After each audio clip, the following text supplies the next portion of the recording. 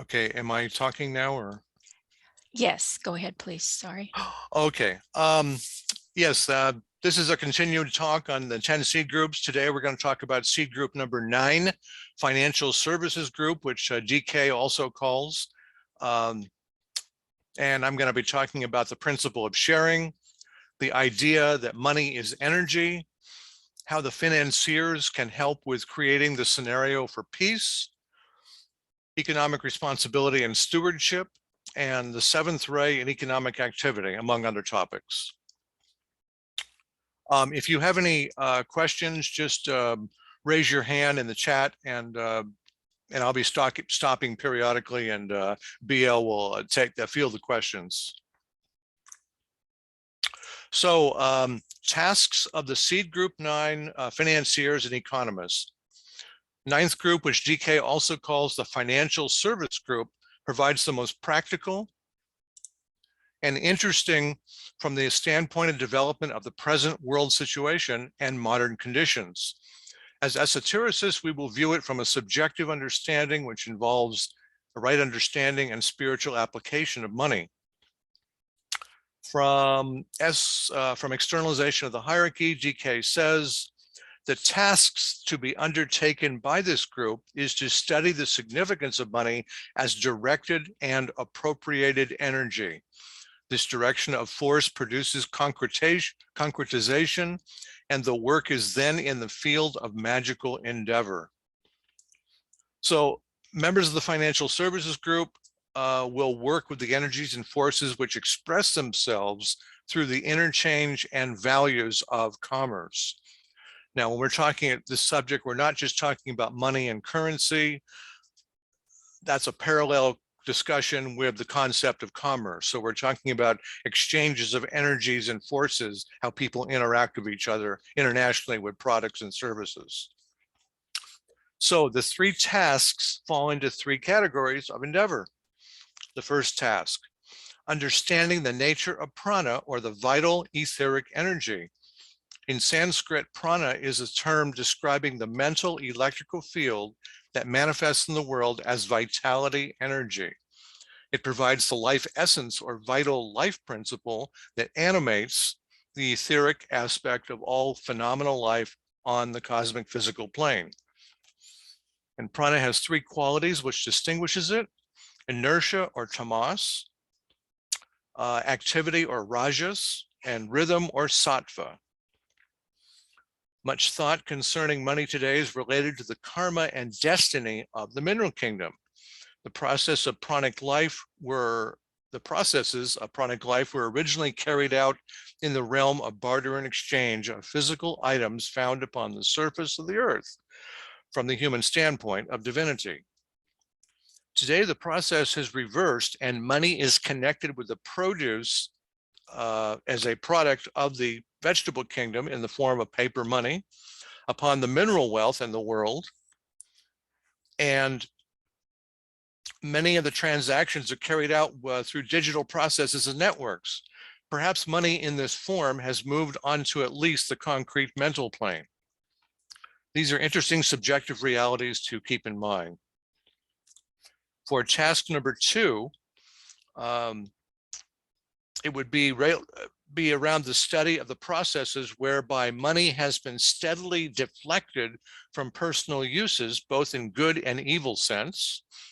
DK states in externalization of the hierarchy, this would largely be a record of man's dire selfishness, but I seek to deal with money as the hierarchy sees the problem, and to consider it as a form of energy prostituted at this time to material ends, or to the selfish aspirations and ambitions of well-meaning servers.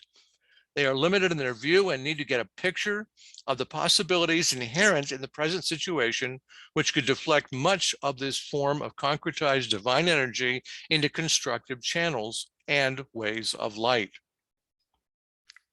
For task number 3 would be to study the law of supply and demand and the great picture, the great principle of sharing, as these deal with the divine purpose and intent.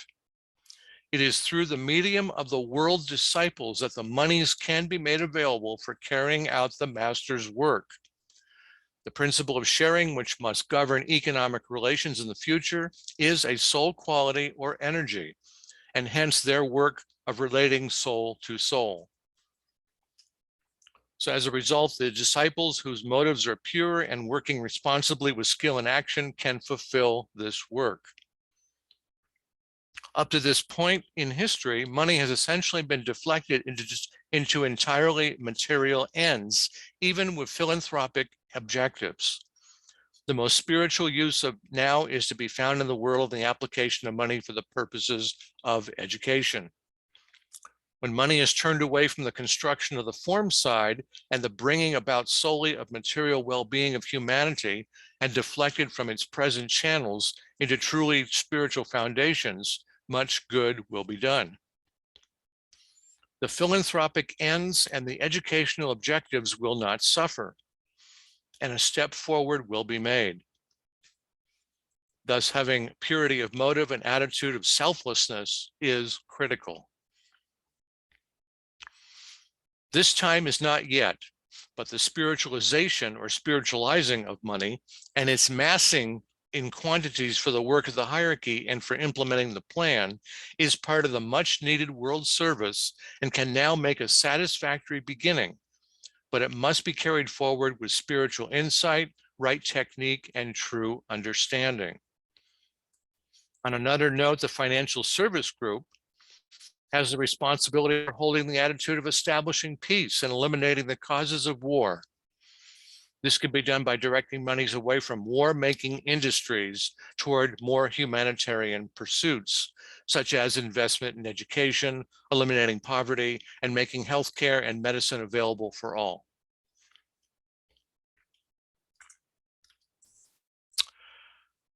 Spiritualization of money and money as a spiritual asset. The world economy is driven by the financial services group. It is made up of individuals, companies, and governments who handle money and resources.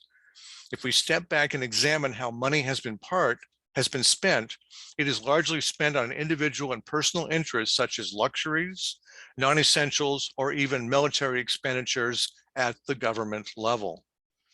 In so many ways, this drive to spend equates to power, which we could define as unhealthy attraction to money. Obviously, this type of spending is not necessarily in the best interest of the greater group, humanity. And somebody has money and spends it, it becomes an act of will. Thus, power flows from money and its control. But change and right relations with money is possible. From externalization of the hierarchy, GK said we can have a powerful impact on implementing the positive change through our attitude in how we handle money. He says, of course, I also mean when I say GK, I'm also talking about Alice Bailey. So money has been deflected into entirely material ends, even in its philanthropic objectives. The most spiritual use can be found in the world of the application of the money for the purposes of education. And the time is not yet for spiritualizing the money and massing the quantities for the work of the great ones, the disciples of the Christ, as much as it is part of the needed world service and can now make a satisfactory beginning.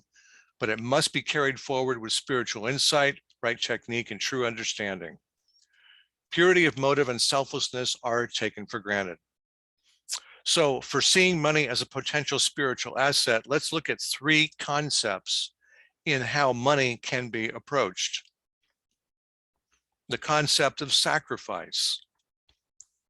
Am I willing to sacrifice a little so that a little amount of money can be given to a group that could benefit? Perhaps give up my Starbucks coffee, which costs $4 a week, which would be $20 a month, and then give that $20 to a certain or any organization. Or do I need to spend extra money on luxury vehicles, such as an oversized pickup truck, an SUV, or a luxury car, when a reliable car for transportation is all I really need? That could result in thousands of dollars just from one individual, could result in thousands of dollars that was spent on personal interest. So you could subordinate your personal life, that is your astral desire nature, to the needs of humanity or the greater group. The thought form on national or government level determines sacrifice. Do we need to spend on a military expenditure such as armaments for war? The higher use is to see money as thought form energy. I consciously choose to deflect monies toward education, healthcare, the arts, or even diplomacy. We can give to groups, organizations when we receive spiritual sustenance and training, and it contributes to civilization as a whole on subtle levels, so that you are in right relation with the group and according to your means. The principle of right sharing: the aspirant seeks nothing for himself. The key to supply of funds is personality harmlessness and dedication of individual resources to hierarchy without restraint. Nothing is held back materially. The second concept of the three to look at about money is the law of redemption. So what is being redeemed? We might ask, are all the parts of my astral desire nature sacrificed or redeemed? Am I giving X so that the money can be given to X organization? Here, money is concretized into thought form or energy. Selflessness, greed from astral desire is redeemed and raised up. This enables the concept for right use of money. And again, the concept that when somebody is in meditation, or even they have a spiritual practice, they're in meditation, and the concept of redemption is replacing the lower astral desire nature with the higher Buddhi energy. This is the ideal. And so that ideally, when you're making that connection, you've got your, you have your concrete mind, your abstract mind, your antakarana is set up, and you're connecting with the spiritual triad through the soul. And so therefore you're allowing that Buddhi energy to come forth and to replace the astral energy and embed the soul consciousness in you. The third asset or concept we're talking about is handling money consciously by a disciple. Concept of duality and spending: the whole self on all planes must be engaged. The idea that here is that there must be a coordinated effort by the disciple to be aware of money and the spending in daily life of his needs, with his needs, while simultaneously being aware of the world of the soul and spiritual work and connections at the subjective level. So if you have that, if you're meditating and you have that soul awareness in your consciousness, you're probably already somewhat connected subjectively, and that you can make decisions from a higher point of view, from your mental plane, for example, in thinking, what am I doing with this money? So you might ask, what is my personal attitude in handling money? What are my thought forms? Do I hoard it? Am I stingy? Or am I generous? What are your thought forms around receiving money or spending money according to our values? This is the notion that I'm giving money towards the work of the hierarchy that wishes to accomplish the divine plan as I understand or perceive it. Visualizing money as concretized energy and as a stream of flowing golden substance is the transformation of money out of the control of the forces of materialism into the control of the hands of the forces of light. So it's basically, we've identified money as an energy, as a thought form, and it's driven by the will. So it's like I transform that and I say I'm going to be given money to the upcoming 7-Ray conference, for example. I'm going to donate to them. There's a great example there. So transformed money, or that is the attitude or thought form, can now carries a higher redeemed energy, and the money can now be directed to the work of the hierarchy.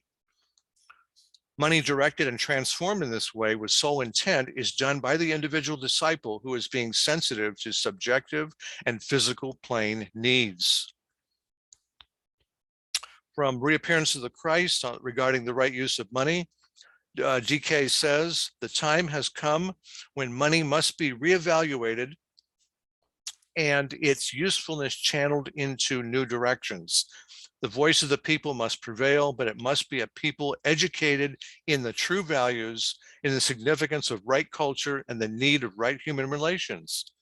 It is therefore essentially a question of right education and correct training in world citizenship. Are there any questions at this point?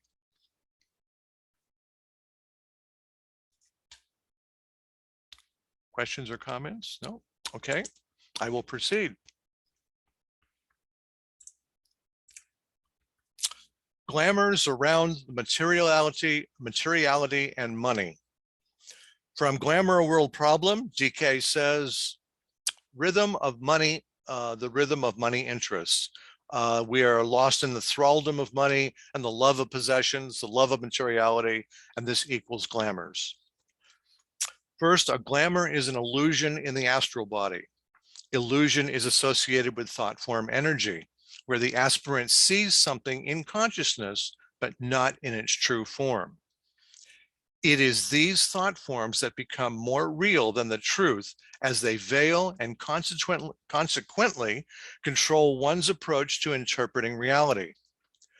As an esotericist, illusion is the result of not being able to see with clarity on the inner and the outer planes. So in essence, higher aspiration and ideas from the soul are blocked by glamour. So let's talk about a few of the glamours related to seed group 9, the greed of materiality and the accumulation of wealth and possessions. And this equals power. Think of it also as an overactive focus on aspects of the form nature and certainly the desire nature too. There's the glamour of authoritarian power via money and economic control. Currently, the corporate class and the politicians they fund and the media that they own are falsely using rising prices, economic trends, and narratives to argue against popular and necessary policies to help the American people with their healthcare, childcare, elderly care, and education costs. I realize for you people that are out of the country, I have a sense of only talking about America. So understand this conversation could also be related to your own country too. Through the glamour of deception, the trend of defunding the arts, education, health, and programs that help socio-deprived people, such as children and women, continues. There's the glamour of gambling. Although legal in most cases, it involves the misuse of money and the energy, thought form, direction of money. And certainly it again gets into the lower 18 subplanes where desire is connected with the around card playing, around horse racing and betting, around car racing, sports betting and soccer, baseball, football and horses, and casino gambling. To offset these glamours, men and women of goodwill realize that there are enough planetary resources to provide for all humanity's needs adequately.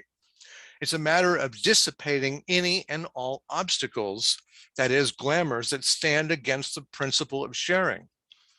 As disciples and soul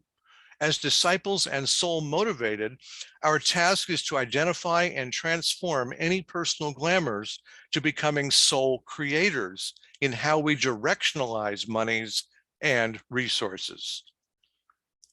For the individual who is trying to fill his or her life with things and need for controlling those things, then life, consciousness, and even self-esteem is geared around being happy based on the objects of the form nature.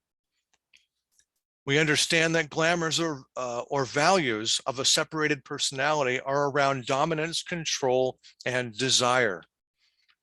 Since the separated personality is driven by desires, this also leads to a consciousness of scarcity and competitiveness and keeps us chained to material standards set up or set by a system of materialism and capitalism.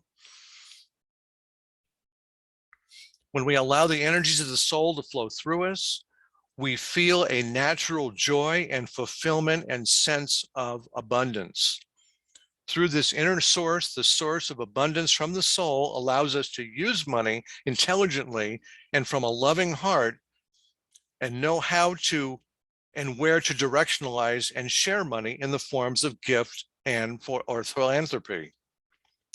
Oh, and I forgot to mention, I can reference the handout, techniques for working in consciousness, particularly the technique for light for dissipating glamours. BL, you may want to put this in the chat for people who don't know about this. I forgot to mention that. It's the Okay. it's called Techniques for Working in Consciousness. That's the Word doc I have in there. All right. And I just want to say, number one, Yes. sorry about earlier. I tried telling you that no, there were no comments or questions, but I was double muted. But then Yvonne typed in when you were talking about gambling that today is the Kentucky Derby. So that's a reminder for all of us not to place any bets. Okay, I'll Well, go look for that while you continue. I would clarify that saying, I will bet on humanity to succeed. I will not bet on materialistic values to succeed. So in the long run, so that's another form of betting, I suppose. Yeah. I'm sorry. Tell me again which one of the handouts it is. Oh, it's called Techniques for Working in Consciousness. And in that document, there it is. It was from workshop 2. Okay. Yeah, it goes back a ways. Yeah. And there's techniques in that for dissipating glamour for those who don't. I give an abbreviated version of that. Okay, I'll put it in the so chat box. So are there any more questions or anything? So okay. Oh, okay. Yeah, Jan says, I don't understand why the spiritual hierarchy would need to accumulate money for its, oops, I'm not seeing it all. For its own need in the work, in the plan, what need do they have for it? I see the need for human evolution for its right use and sharing, but even that could be bypassed by direct sharing of material needs of food, clothing, and housing.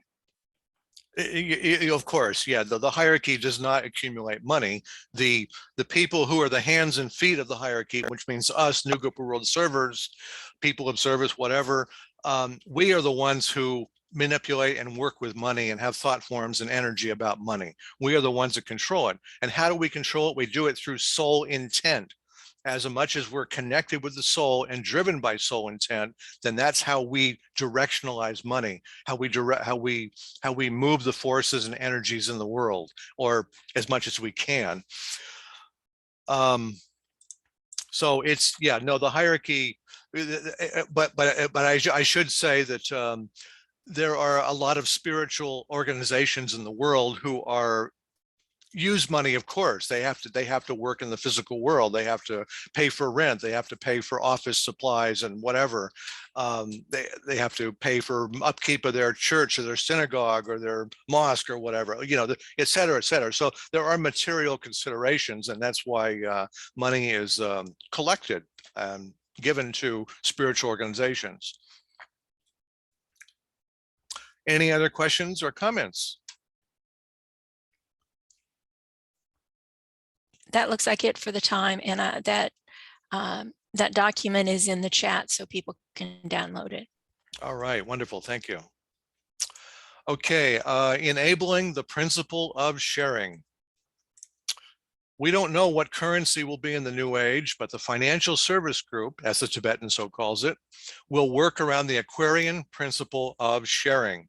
Principle of sharing revolves around the sharing of material wealth, money, and resources. Principle of sharing is not about hoarding or being greedy with the possession of money, but to understand that to spend or share is to understand as an energy and rhythm to be employed.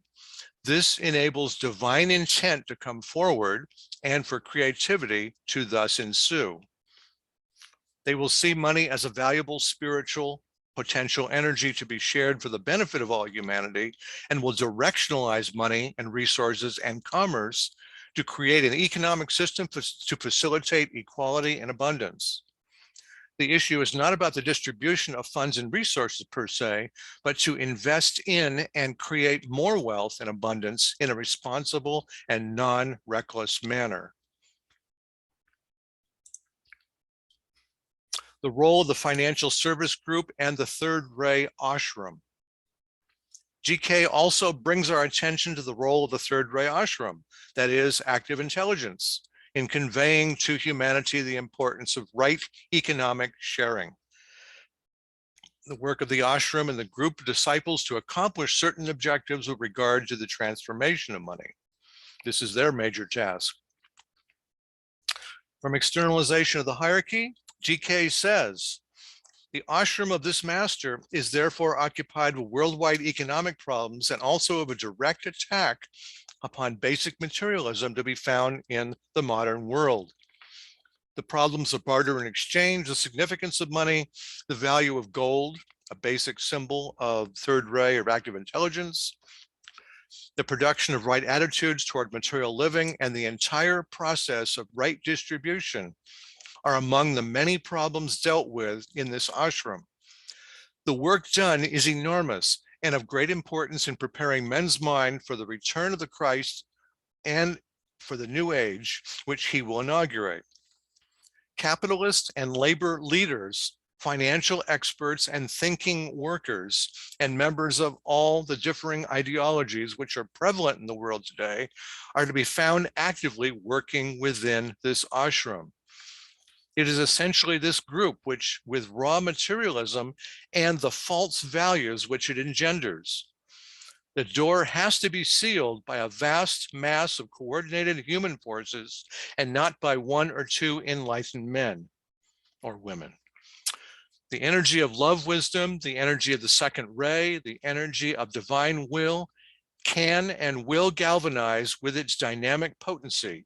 It is nevertheless this is a third ray energy, which will bring about a balance between the material values and the spiritual, and which will eventually thrust back into futility the forces of evil, which have for so long distracted the world of men. David, Yes, Tia's got her hand up. go ahead. Tia, go ahead. Yeah, in this discussion, I grapple with it because, when you have this discussion, a disproportionate emphasis may be seen on giving or sharing. And the flip side of that is that the person who receives, we need to sort of instigate responsibility on how to use these resources. I mean, if the Tibetan says you can tell a lot about a person, where they are on the path, how they use money, then the onus is not just on the people who must share, but also the people who must receive. So in that kind of circumstance, how do you met that out, or how do you deal with that? Is it an energetic response that needs to happen to try to get people to awaken to the fact that they need to use these resources responsibly? Or because if you just give away a whole bunch of money to people who are irresponsible, you're creating another problem. Yes, as we know that, like a natural disaster, for example, and everybody says, well, give to the Red Cross. Well, the Red Cross happens to have CEOs and high-level managers who are paid a great deal of money. I'm talking about in the order of hundreds of thousands of dollars as a salary. So guess what? That's money that could have gone toward, or a portion of that could have gone toward helping people. So I'm personally skeptical about giving to certain organizations unless I research it first. So it's basically for people who are they're mindful of what the needs of humanity are. They can be spiritually motivated. That's the goal. We go from a material consciousness. I'm selfishly oriented. I want to accumulate money and power and wealth for myself so I can control things. That makes my ego feel great. And then we go to the concept of saying, well, I need to help my family. I need to help my community. And I expand. I know the power of money can help my community, and of course my state, my world, my nation, whatever. So it becomes an expansion of consciousness based on certain spiritual values one has, and about how they share the money, how they understand the money can be a dynamic force in their world and contributing to the world and contributing toward the world down the line too. Did that answer your question? Well, I think my concern is more along the lines. So if we the presupposition of what we're trying to say is that if we make all of these resources available to everyone, then the hope is that they will have what they need, sort of in Maslow's hierarchy of needs, and they will turn towards the spiritual life, hopefully, and that will be where humanity moves. My question is, I don't know that that leap is automatic, and how does that occur? Because, you know, we do live in a planet of suffering and sorrow, so it has to be a wise use of distribution of all these, this sharing. And it has to be, I think that it has to coincide with some sort of energetic or evolutionary response so that people understand that now that we all have this money and we're all sharing, that there needs to be an evolutionary or a spiritual movement to coincide with that. Well, I don't want to put a damper on what the possibilities are, but you know, right now we only have people in the world right at this moment who are focusing on a system of materialism and capitalism, and they're also focusing on people with, you know, very poor spiritual values who only think of themselves, and there's other people who think of others. They think of the environment, and so what happens is you have those conflicting energies, so a lot of things fall through the cracks and don't get accomplished.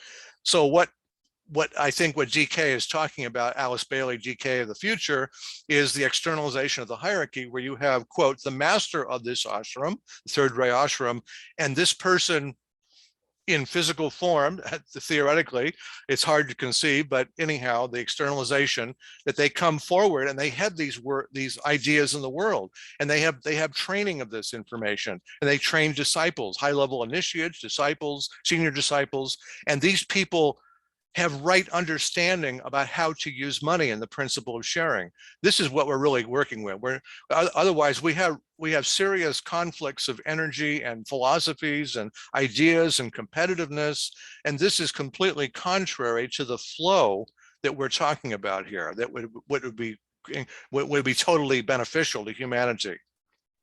I thank you for that. I agree, because, you know, in a realistic way, this is really boots on the ground, right? It's not a high philosophy where we don't really know how to enforce it or apply it. Hopefully, when all of this comes, we will have evolved as well to a point where we can make useful. Yeah, when I give you a quote from GK or Alice Bailey, basically Alice Bailey or GK are talking as, quote, an ideal. And you know, there's also a lot of finger pointing and finger waving from GK. You can hear, or Alice Bailey, when they're talking, simply says, you people of the lower 18 subplanes, you're just not getting it. So this is what the best way to correct it is. So this is part of the philosophy here, what's going on here. But we need to keep that in perspective, because we're talking about what we can move towards, and what we as aspirants and disciples can personally, we can move ourselves forward as we become aware of these dynamic forces and energies in our consciousness. So we learn to become responsible ourselves. So moving forward, yes, go ahead. Another one. Yvonne has had her hand up for quite a bit, but let me just quickly read what Jan has said here. She says, also, Red Cross is very slow to distribute donated money. There is so much corruption and material use of money in our society. It seems to need to have a brand new inventive psychological approach and a brand new idea for problem solving. Well, that's a great concept, and you know, that's wonderful. But and I completely agree that these large philanthropic organizations like the Red Cross, et cetera, they're doing fabulous service work, but at the same time, they're large institutions which require large expenditures of money, and they go towards salaries for people too. And so I don't want to put a damper on that too much on their work, but it's just simply, that's just part of the material needs in our world today. As far as the psychological approach and the brand new ideas for problem solving, again, we're just going to have to wait until there's more spiritually motivated and ensconced in their being, so to speak, soul motivated values that are driving people, because we just don't have that very much And it's very basically on a very haphazard manner. And you obviously, as you know, if you want to get something done in life, whatever it is, you want to be flowing and consistent, and you want to be forthright in what you're doing. And you don't want distractions and things that say, oh no, we shouldn't do this, or I doubt this is going to work. So it's like, this is what we have in the world today, which we're contending with. Okay, and then Yvonne, you've got your hand up. Yes. Yes, you had mentioned that you investigate places. I wondered what nonprofit meant. I mean, with Salvation Army, like somebody's mentioned, the Red Cross or the Humane Society, how much goes to the animals? What yardstick do you use to judge whether you want to, I want to save animals, I want to save American Indians and help them, I want to do this and that, but you need some sort of a yardstick to judge where you're going to send your money. Your first and only yardstick should be being driven by your soul. And it's like, what does your soul, connect with your soul, and then ask, what is my purpose with money right now? What am I doing with it? And if I want to invest in helping the Native Americans, if I want to help in the SPCA to help the animals, whatever, that's great, because you're motivated from that point of view. You're not motivated from a personality or a broken from the soul point of view type of thing. So you're united in your personality and your soul together as far as who you are and what you are and why you're doing it. So it's also a knowingness too. There is that subtle point. I know that my energy, my will, my point of energy is taking this money as an energy and directionalizing it toward helping this. So that's it. It's soul intent once again. But doesn't the same thing apply to the Red Cross or Salvation Army? You're saying they're getting a couple $100,000 salary right off the top, or maybe more than that.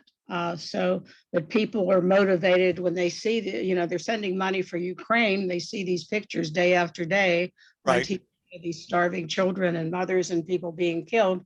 How do you know where to send your money? And I just wondered if there was someplace you go to investigate things. I don't know about investigating. I mean, that's just something where you have to do your own computer research and saying, who is the Red Cross and what is their overhead? What do they do? Or what is this organization that's helping Ukraine? You can just do a quick Google search and say, helpukraine.org or whatever that is, and just see who are they and what is their viability. And it's like, it's up to you, once again, hopefully soul motivated and soul driven and with soul values, and you're making your decisions from that point of view. And we live in a very fractured and damaged and imperfect world. And so the money that you put forward, a lot of that money will never get to its intended destination. This is a fact, but some of it will. So to me, it's more important that you do the investigation, and that you also, where in your heart and your mind are you? Are you driven by the soul principle of sharing, et cetera, contributing, giving without consideration, whatever type thing. So it's really important from that point of view, from you personally, how you're doing it. Because until we get the masters in externalized form here, helping us and guiding us and teaching us different values and direction of money, then we're going to have to work with some very challenging energies. Thank you. Of course. Let's see, continuing on the principle of sharing, in today's world, there's a possible seed for the future in how wealth is used through something called the Responsible Wealth Project. And it's made up of business leaders, investors, and inheritors who believe that there's a growing inequality is not in society, is not in their best interest, nor in the best interest of society. The Gates Foundation, which I don't know the status of the Gates Foundation since Bill and Melinda Gates are divorcing. So this is what they had before as far as their motto. They work to help all people lead healthy, productive lives. In developing countries, their work focuses on improving people's health and giving them the chance to lift themselves out of hunger and extreme poverty. And you can also go to a book. I'm going to reference this book a couple of times in this talk. It's a book called Spiritual Politics by Gordon Davidson and Corinne McLaughlin. You know something, I could I'm just going to put it very quickly in the chat so that you get that. Let's see, chat, post. There it is. And you can look up this book. It's a fabulous book, came out in the early 90s. And Corrine McLaughlin and Gordon Davidson have given talks at the Seven Ray Conference, not for quite a number of years. Corrine McLaughlin died a number of years ago, but Gordon Davidson is still around, and he gave, he and his wife gave a talk at the conference, I believe in 2008, 9 or 10, somewhere around there. So a number of years ago, but they're still, but their work is still profound. That book is really foundational. It's excellent. I can read you a quote from their book. It is essential that we begin to create the structures of international relationships that will enable nations and people to begin to share the resources of the planet. There cannot be freedom, human rights, democracy, and unity unless there is a willingness to share wealth, technology, skills, and knowledge. These principles implicitly recognize the human soul. At the very core of our being, a sacred center that wants to share, cooperate, love, and exercise our potential to live together will alter life in goodwill, in a form of goodwill and harmony. The ethic of evolution says we are responsible to evolve ourselves as individuals and to evolve new ways of being together on the planet. So in the new age, after the master's externalized, presumably, all people will be recognized for their worth and what they can contribute to society. With a strong set of spiritual principles and values as a guide, no one would fall through the cracks, such as the homeless, the disenfranchised, and underemployed. Monies could be allocated for education and training to provide right intellectual development, or even spiritual development for that matter, of each individual to participate in society. When the economy is organized based on sound spiritual basis, unemployment would end and all commerce and business transactions will be conducted with integrity, accountability, and transparency. Okay.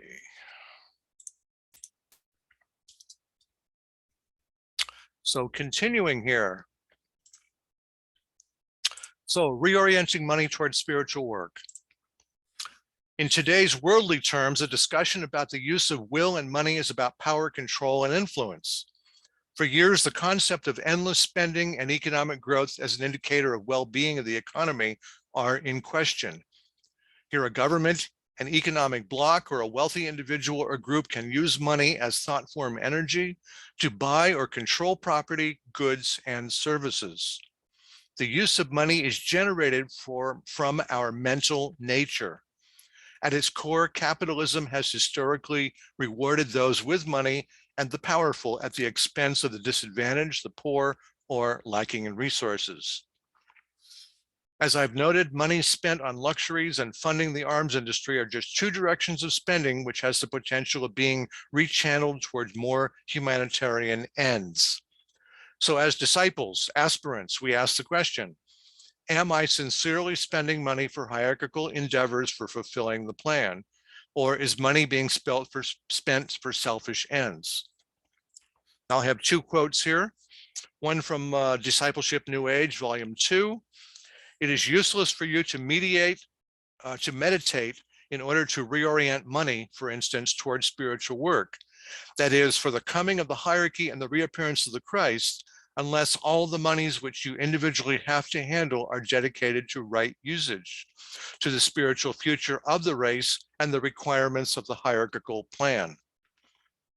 And in Esoteric Psychology, Volume 2, incidentally, with all these quotes I give for GK, Alice Bailey, I also have the page numbers if you're so interested. So let me know if you're interested.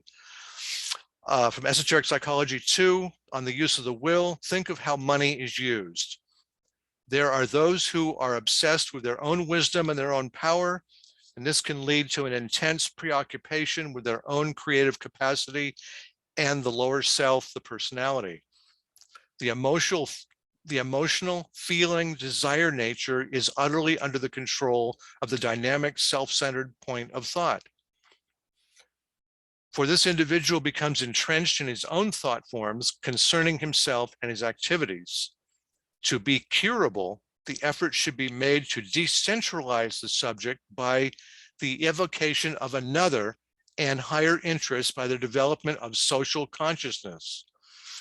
That is, so many words saying decentralize the personality, if possible by contact with the soul. This condition is often the struggle point for the first and fifth ray personalities. So how promising the outlook can be if educators and psychologists, particularly those who specialize in the training of young people, would teach them that the needed care in balancing of values, in the vision of the whole, seeing the vision of the whole, and in the nature and the contribution which the many aspects and attitudes make the whole. The law of sacrifice, also from Discipleship New Age, Volume 2, of special interest. GK said, men are slowly coming to the realization of the nature of the will and the right place and proper reality of sacrifice in the divine scheme of revelation.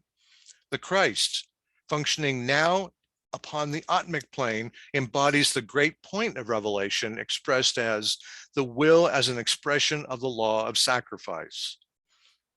So if the impact of this phrase isn't yet comprehended or concretized, it is because it hasn't been formulated into a law capable of ordinary human comprehension. According to the Tibetan, it is, symbolically speaking, still retained within the halls of initiation. GK explains, however, that this revelation concerns the realization of the basic need to make the astral or emotional nature of humanity holy, and that it expresses itself as a dynamic, destructive spiritual will, a fluid energy which can be directed toward the plane of desire wherever and whenever contacted. The will as an aspect of the law of sacrifice starts to govern when the discipline of relinquishment is practiced in the personal life, not through the giving up of things or of a material nature, but by being taken over by a stream of divine energy that floods through the entire nature, when the reality of an unimpeded channel for the Christ force, or the soul, is registered in consciousness. So in essence, for the disciple who has a strong measure of soul integration, the discussion about reorienting money towards spiritual work becomes not so much about choice, but knowingness about right direction of money as an energy. Here, the disciple initiate is allowing the higher energies of the spiritual triad to guide him in his or her decisions.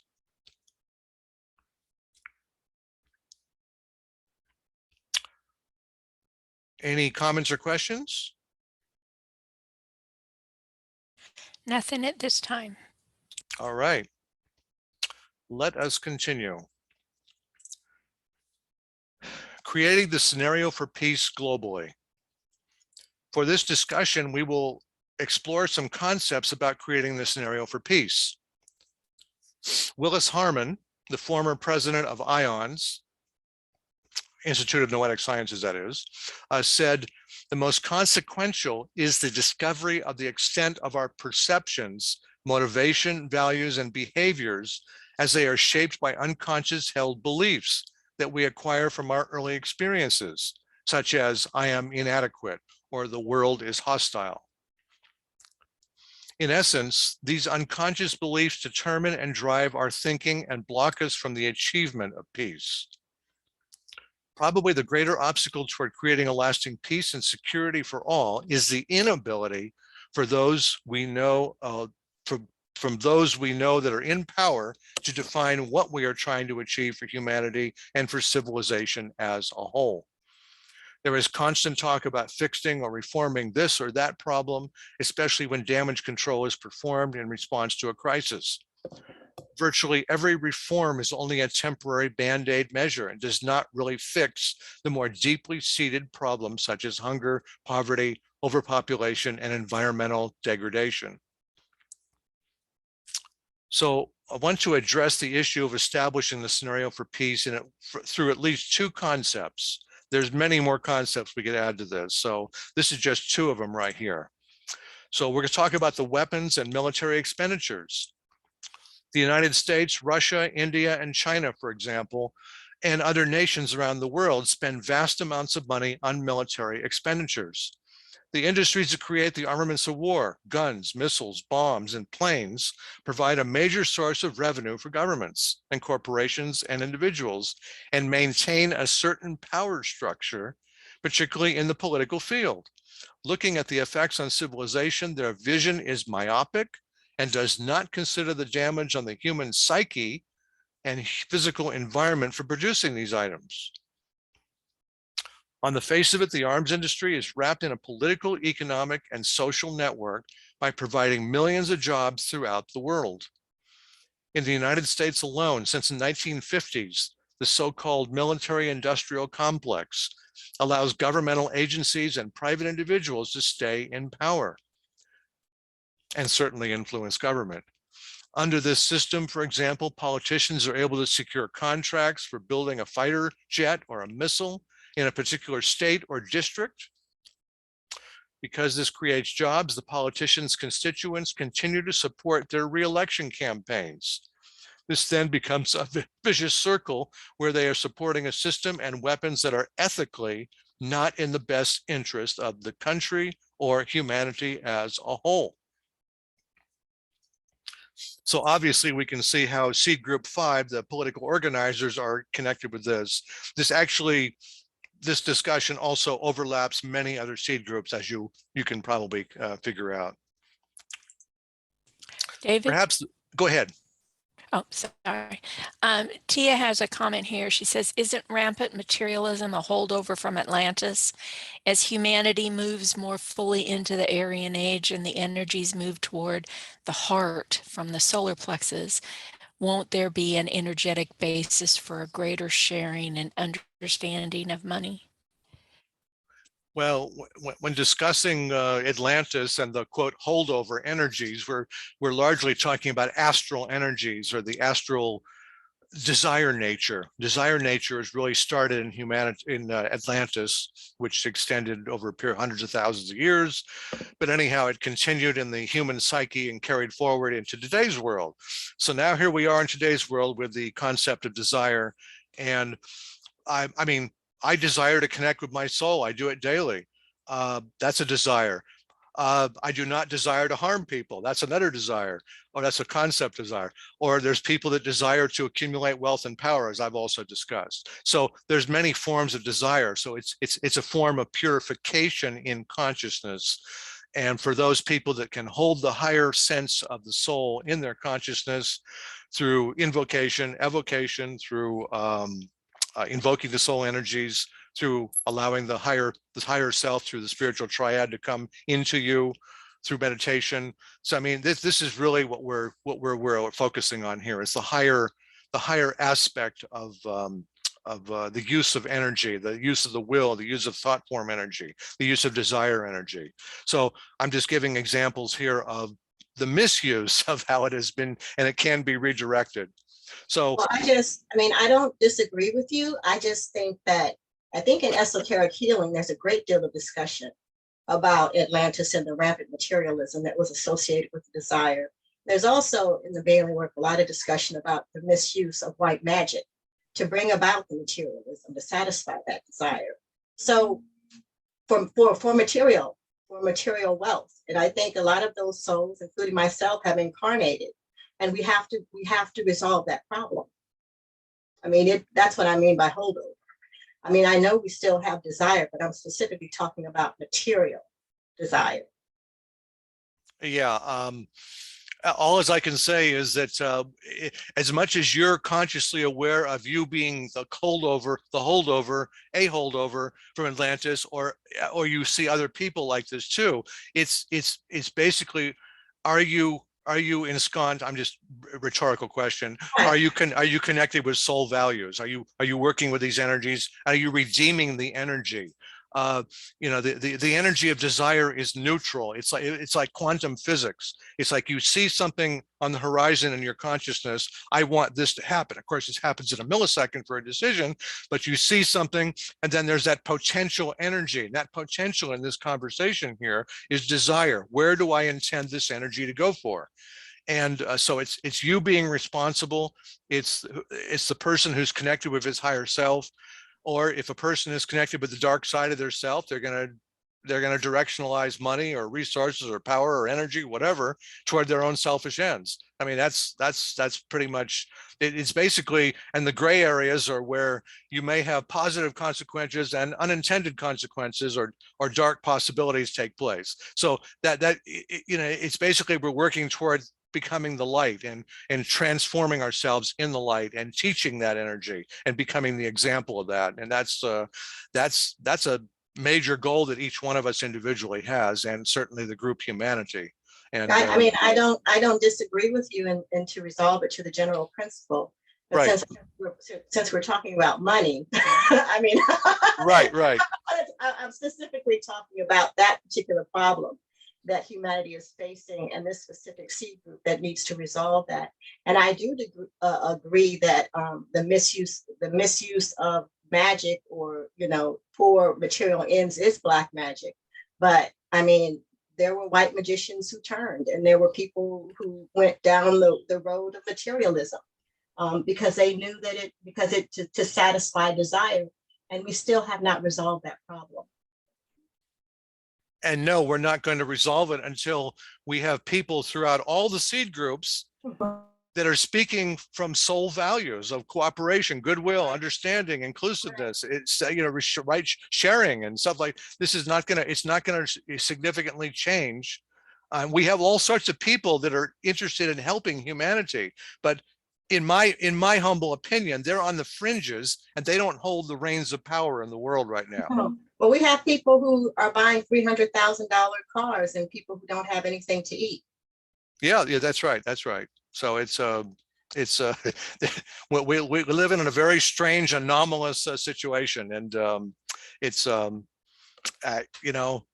can only learn by other people's, hopefully their higher values that they espouse, and be inspired by them and by their example. Hopefully that's it, and by ourselves, of course, too, when we practice those higher values. David? Yes. Jan has contributed to the conversation. She says this ray of divine energy has to enter the top 3% of the vast money holders in this world. They need to set the example for a selfless nature. I do the best I can every month to share, and some organizations say your gift will be multiplied 21 times your amount. Who is matching that? Many wealthy people could participate that way. When hurricanes or disasters hit isolated areas, cruise ships could help in delivering donated items for aid. No crops in our country should be plowed under. All the homeless tent shelters in big cities should find solution with small communal areas for safe living. People will not evolve until their basic human needs are met. And unfortunately, right now, military spending is a need. Yes, but you talk about what was it? Divine energy. It has to enter the top 3% of the vast money holders. Well, guess what? The hierarchy and the masters are 24/7, and your soul 24/7 are knocking at your consciousness door, so to speak, symbolically speaking. They are there all the time for their wisdom, for their energy, for their inspiration, and their guidance. But whether somebody is open to receiving that energy is always the question.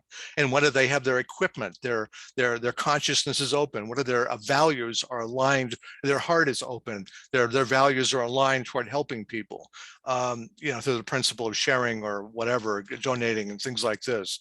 So this is always the question. And obviously with certain materialists and capitalists in the world that have been going back centuries, they're very clever and very good at what they do. but whether they're aligned toward spiritual purposes is, I would say, dubious at this point.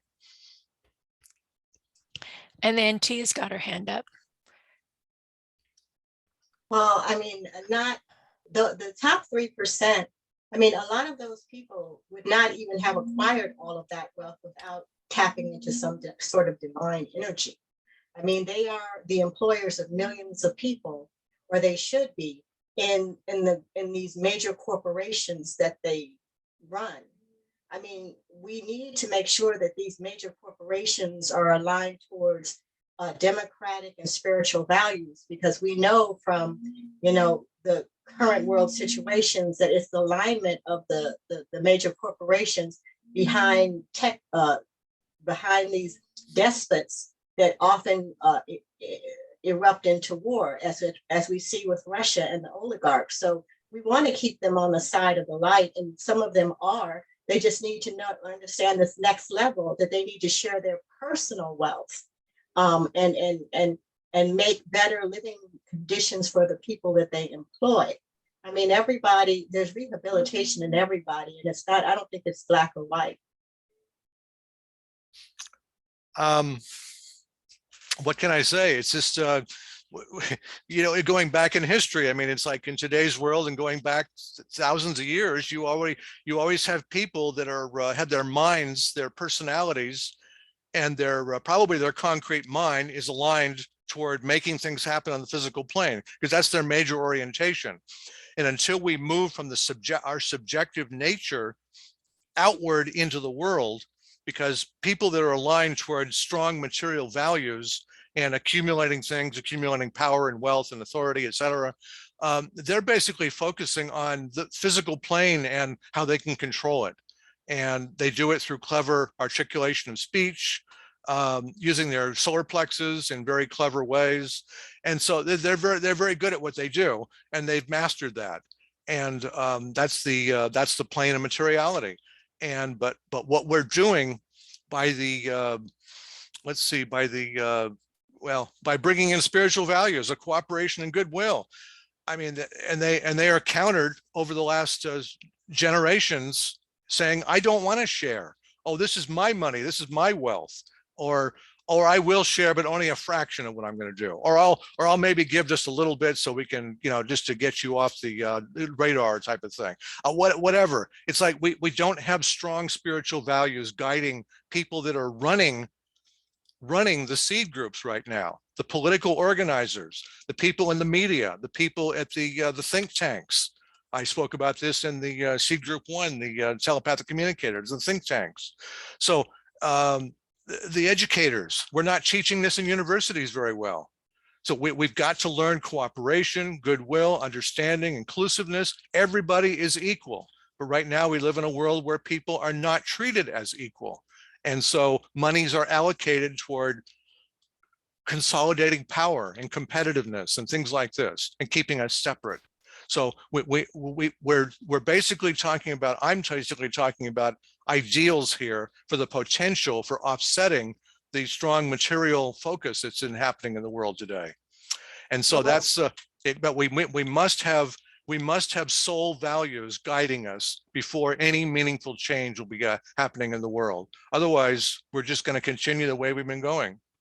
Well, the interesting thing for all of these sort of captains of industry, to take an old frame word, that are now running America, they have built up these tremendous organizations that employ a lot of people, and their wives, through their divorce settlements, are using the money to dispense the personal wealth for charitable organizations. I can think of 2 examples, and if the Microsoft goes the way that all the other ones go, it'll happen too. So there's a way to make it happen. We don't have to wait. We just have to be observant and see where the energy is moving. And a lot of women who've been married to these very powerful men are very aware of their personal responsibility and are actually working on it. Mackenzie Bezos is one of them. And she said that if she has any money left when she dies, and she took half, I think, a tremendous amount of money, she said, then she would have been a failure, because she intends to give away all her wealth. I'm not sure what your point is or your question is, but all I can say is that my point is that there, because we were talking about corporations, right. and that people are very focused on material nature, and my point was that even when people amass huge fortunes, there's some divine energy that's attached to that. I don't think that you're just because you're out there and you're in the world, there's something there that has generated that energy, because they employ a lot of people, and Yes. that employment is important. And I think also in terms of sharing their personal wealth which they have amassed, if they don't want to share it, life circumstances has brought it to the fore where in divorce settlements it's being shared. So it's just an observation that this is a very complicated issue, and just to say or a pat answer, I think really kind of diminishes the complexity of the problem. Oh, I don't doubt that at all. It's a very complex problem. Like I said, it embodies probably most of the seed groups, and understanding how society is working or not working, and the complex energies, because everything in the world on a material level is basically run by humans, and we are the ones that are primary influencers. And there's 7.8 billion and growing human beings in incarnation right now, and every one of them need food, shelter, and security on a 24/7 basis. And it's like, what is the government doing to make that happen or not doing? And how are they being fed? How is wealth and money being allocated from Congress or your parliament or whatever your government is? And or are they even prioritizing it? So it's just simply there's a whole milieu of problems that need to be, in my opinion, they need to be addressed from a spiritual point of view and not just a materialistic point of view. And the spiritual point of view is to considering the needs of humanity and not just the needs of the selfish or the powerful. And when we get to that point, then I think we'll start making some positive changes, but we're certainly a ways away from that point right now. Let me continue with on the scenario of peace. Let me talk about one of the last, another subject is stewardship for the earth. And that war is not just about dropping bombs and killing people with guns. It's also by the idea that humans must become stewards of the earth and protect all species and kingdoms, because this is our world too we're living in. We need to address the global attitude that man, that is industry and governments, can do whatever they want to further their economic and political ends at the expense of the environment. For literally centuries, individuals, groups, and nations have been involved in the lucrative trade of, this is going back centuries, animal furs, pelts, tusks like ivory. The problem has provided motivation to poachers who are hunting many animals, such as elephants and rhinoceros, on the brink of extinction. Although there are laws to prohibit this poaching, it still happens. There's also the issue of overfishing at many places around the world. The question arises as to how this and other forms of hunting is impacting the animal kingdom. Due to expanded populations over the decades in all nations and the demands of material products, humanity has made a serious negative impact on the environment to the point of bringing the planet to the edge of one of the greatest mass extinctions in human history. While there is increasing awareness in the mainstream media addressing these issues, more needs to be done to prevent grave consequences to the environment. We can also see regarding stewardship of the earth, we can talk about religious networks around the world who are and can play an important part for the force of peace and for pointing out the needs and to also be stewards of the earth. The Pope himself has also talked about this as a spiritual need. Continuing on the scenario for peace, the objectives of the new economic order, as DK and Alice Bailey talked about. They talked about the role of business in providing security and abundance for all.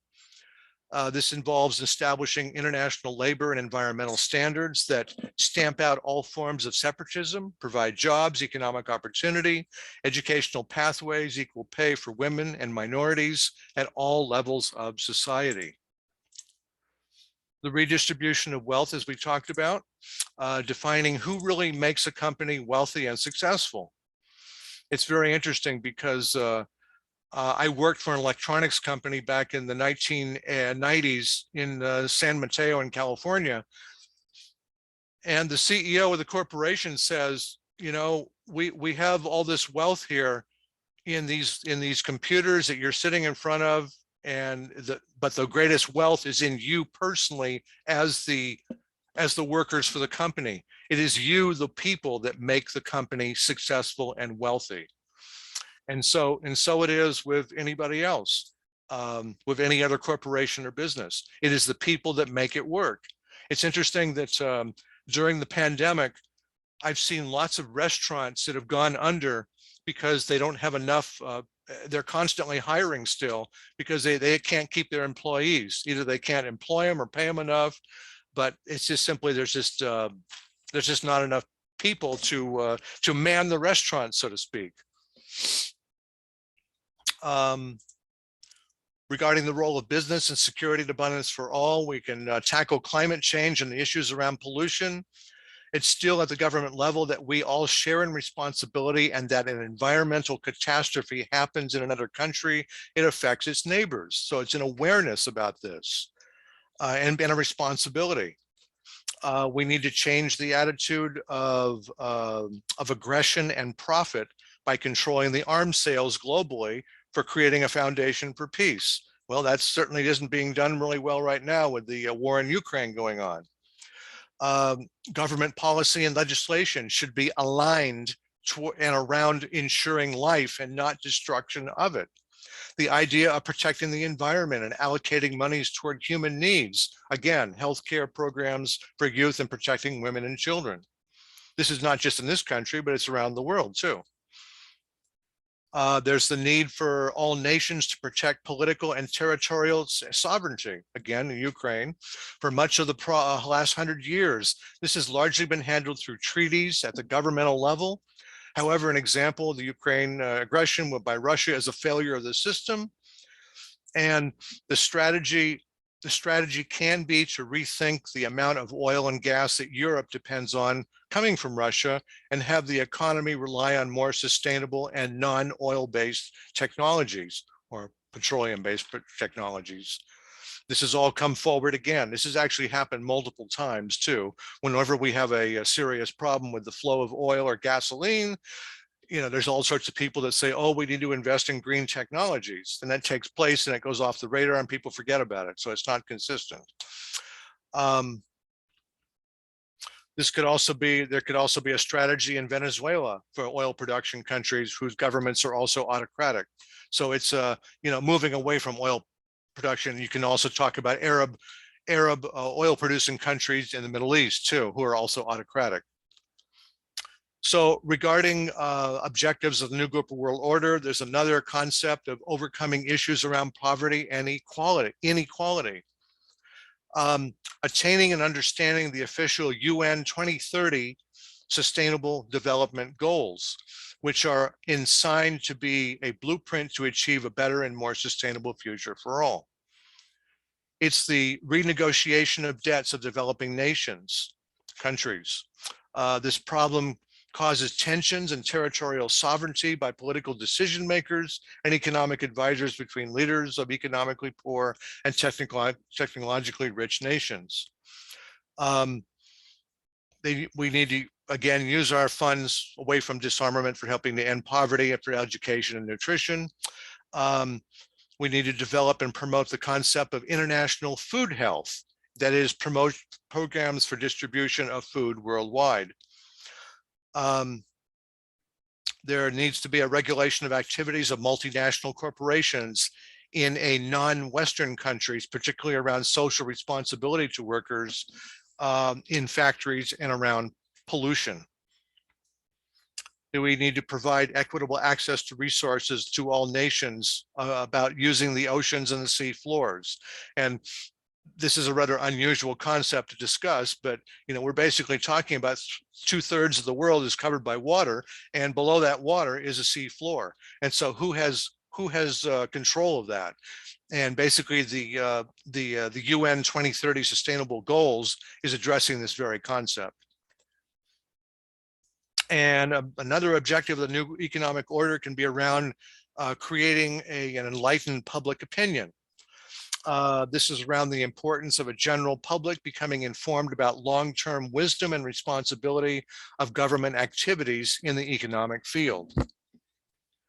The need for right spokespersons in all seed groups to communicate message, especially in the political, educational, and the trained observer, the journalist seed groups.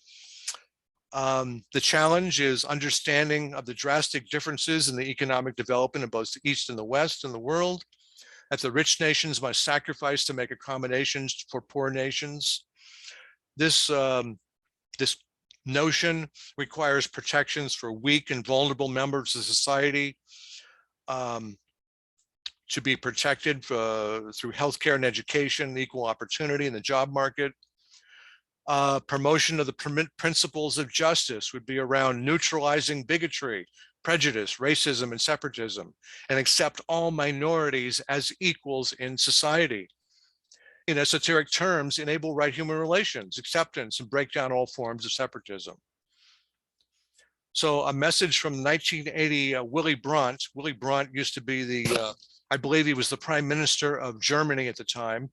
So this is from the 1980 Willy Brandt report, a quote, "Change is inevitable. The question is whether the world community will take deliberate and decisive steps to bring it about, or whether changes will be forced upon us all through unfolding events.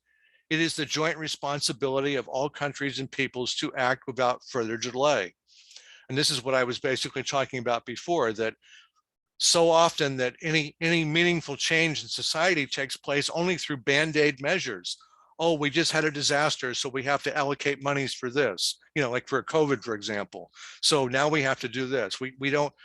Our concept of foreknowledge or seeing problems in the future and allocating money toward that is very weak and far as making that happen.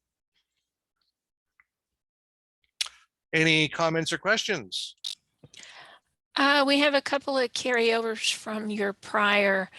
I hated to interrupt you because I know you were on a new role, but Yeah, right. Jan says that this is complex and it's a sore subject to her and many of us actually. And the complex subject is not just a DK says solution, because we are all in it.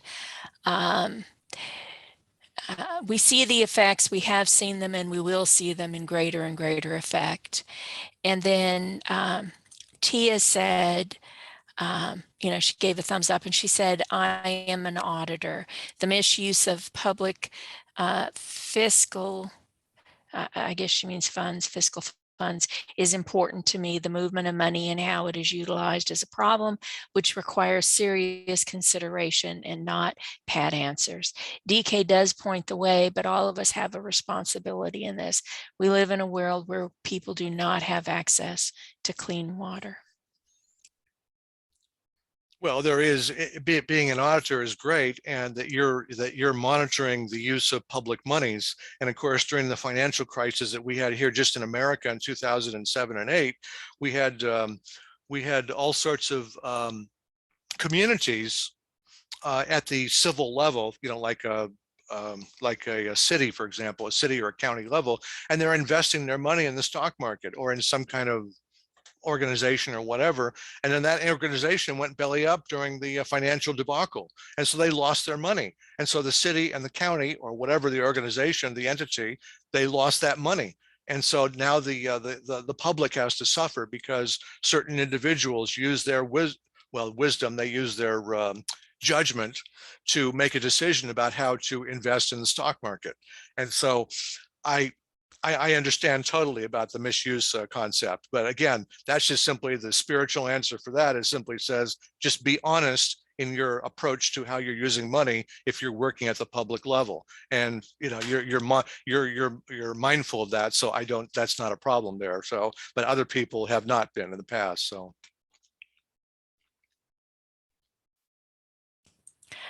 Vivian says our atmosphere is fragile and ultra sensitive. We seem to think we can send anything up there and beyond into near space without any knowledge of the consequences. Again, if we are aligned with soul values, we have responsibility to ourselves and our community and to our nation and to other nations, then we're going to be having more of a mindful approach, and we don't about our impact on the environment. And the impact on the environment is not just the physical plane, as we know as esotericists, that the impact is on the inner planes too. Remember that all conflict and all problems start in the mind. It starts on the subjective levels and the thoughts. And so the concept of going to war, the concept of, I want to contribute this money toward this, it all happens in the mind. So where are you in consciousness when you're making a decision? Where are your leaders? Where are they in consciousness? What is their motivation? Those are always the questions should be asked. And of course, the question is the proof in the pudding as to what the deed is, what they actually accomplish in the physical plane.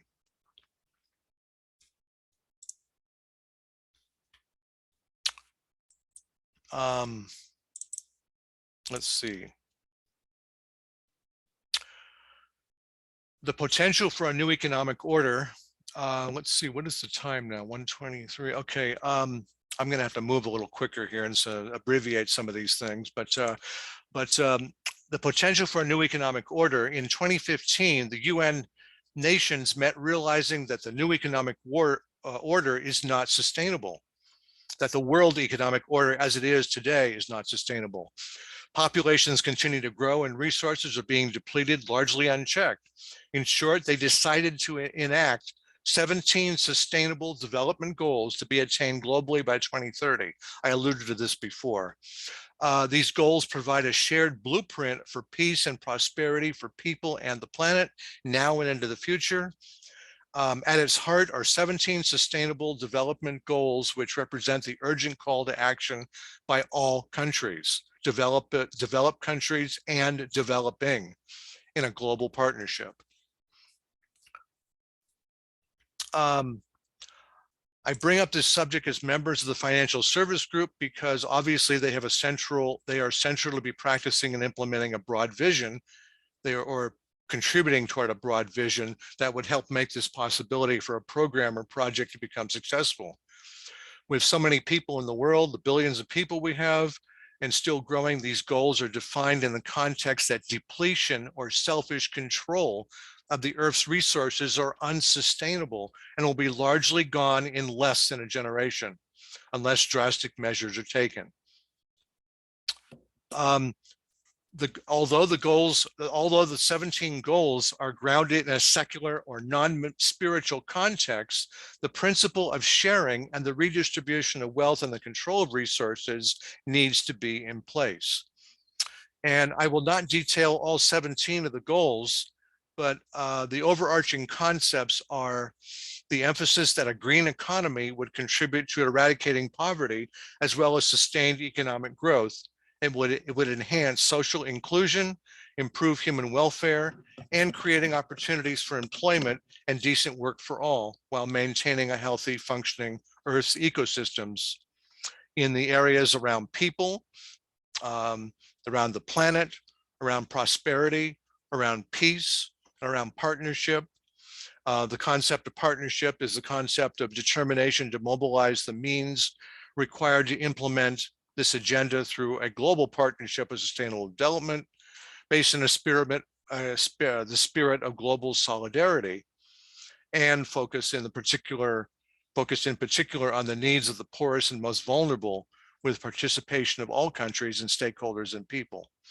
So the premise that health, security, and happiness of mankind can be made available, it should be through the right and wise distribution and supply of goods and services. This concept must be accepted.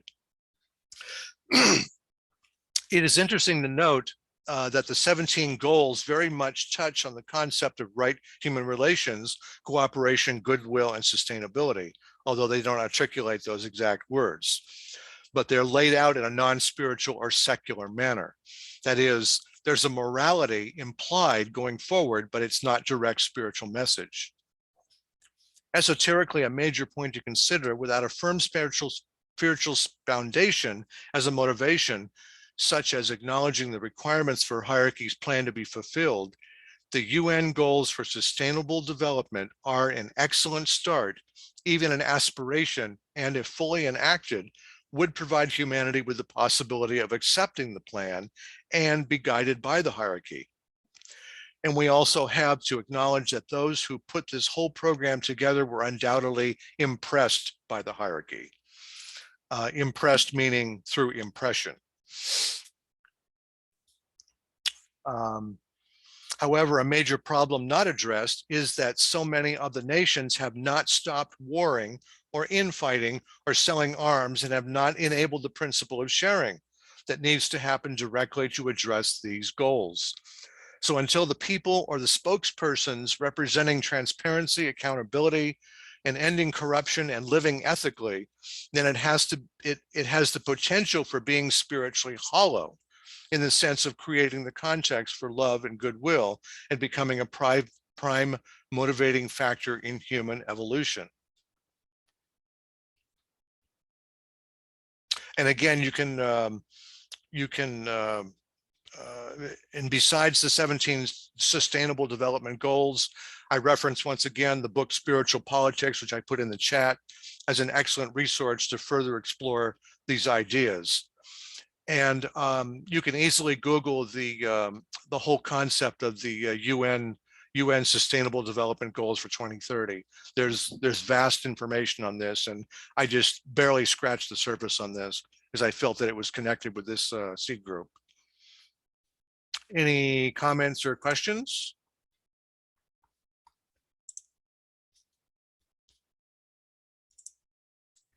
No, I don't see any. Okay, let's continue with the concept of ethical leadership in business. The success of the world's economy is made up of corporations and small businesses that conduct their business by practicing ethical leadership and behavior in their business practices.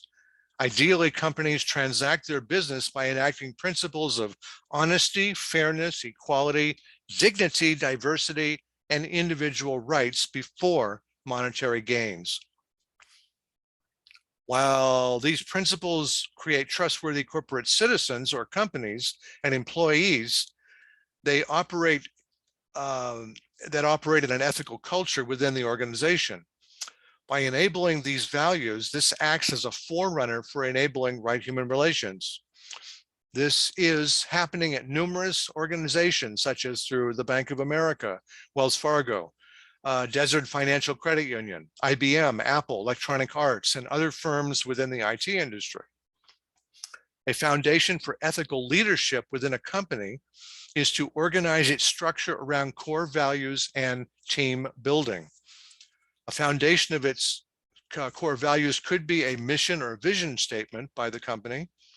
And this would foster a sense of community and team spirit within the workspace. When an ethical principles and values guide the leaders, they are able to define goals and get everybody on boards toward fulfilling these goals. These are not just goals that benefit the entire organization. This also results in an individual employee also making genuine efforts to achieve personal goals for himself, herself, within the company. As an ethical leader, a boss, or a CEO, they will regularly discuss the values such as honesty, integrity, and right behavior that need to be practiced towards all people within an organization. This is often defined within the vision or mission statement, as I said. With this focus, the values they place on themselves and employees throughout the organization ensure that there is consistent understanding across the organization for conducting day-to-day business.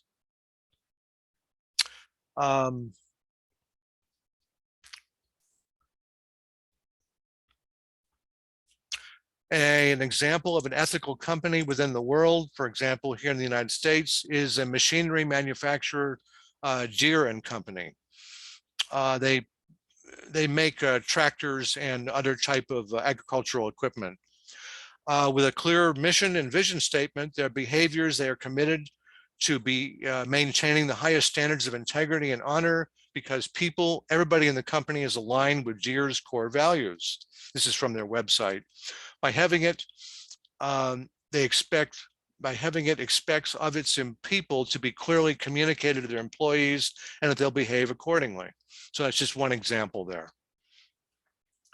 And in the last 30 years, in many examples, at least here in the United States, many businesses in the United States and in the world are developing an awareness around seeing money as a spiritual asset. And this is an understanding about how to attract money to make the vision successful. Basic concepts may include honoring money as an energy and spiritual asset, becoming magnetic and attractive, which enables the law of attraction, and having an attitude of generosity with both money and time. Practicing ethical leadership we talked about, and behavior in business by enacting principles of honesty and fairness. The company sees its workers as assets and makes the company profitable and successful, as I mentioned before. Companies with profit sharing allow the worker to have an incentive for promoting and ensuring the company is successful. There could be a changing awareness around investment. And this may, at the corporate level, this may involve crowdfunding. Its purpose is for helping individuals or groups to raise money for a project, such as Kickstarter and fundraising for nonprofits. In the political sector, there's an awareness around identifying the source of donations from private investors as an ethical consideration, especially those money going toward politicians and political parties. In the United States, it is represented as dark money, and this relates to full accountability and transparency in the political and economic systems. There's much I could say on that particular thing on the dark money, but I'm running short on time. But there's definitely, as far as understanding how money can be allocated toward higher spiritual possibilities, like I give my money for a particular political candidate because he or she endorses this particular idea. Well, then you investigate this back that this person is also investing their time and money, or they're part of this organization which you do not believe in. So there's all sorts of possibilities of where money can be. And so, like I say, research and investigation is definitely critical when it comes to investing money. Problems of Humanity. This is from Alice Bailey's book, Problems of Humanity, Capital and Labor. Alice Bailey wrote, "To own, to possess, and to compete with other men for supremacy has been the keynote of the average human being. Man against man, householder against householder, business against business, organization against organization, party against party, nation against nation, labor against capital. So that today it is recognized that the problem of peace and happiness is primarily related to the world's resources and to the ownership of those resources. The principle that the earth and its bountiful resources belong to all was elevated by the photography of Apollo missions in the 1960s, where we saw the earth from space.